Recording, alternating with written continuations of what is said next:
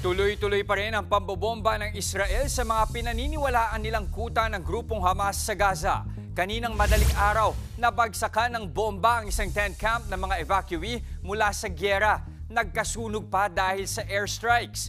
Pilit namang inaapula ng mga evacuee ang apoy na tumupok sa kani-kanilang ari-arian. 4 na sibilyan ang patay habang dose-dosena ang sugatan. Bago nito, pinasabugan din ng Israeli forces ang isang paaralan. 15 ang nasawi sa pag-atake. Pawang mga evacuee rin ang nakatira ngayon sa nasabing paaralan. Ayon naman sa Israeli military, ginagawang command center ng Hamas ang paaralan, bagay na itinanggi ng Hamas. Mga kapatid, Jess De Los Santos po. Iba na ang may alam at may pakialam sa panahon ngayon. Para sa tuloy-tuloy na balitaan sa Frontline kahit weekend, mag-follow at mag-subscribe sa social media pages ng News 5.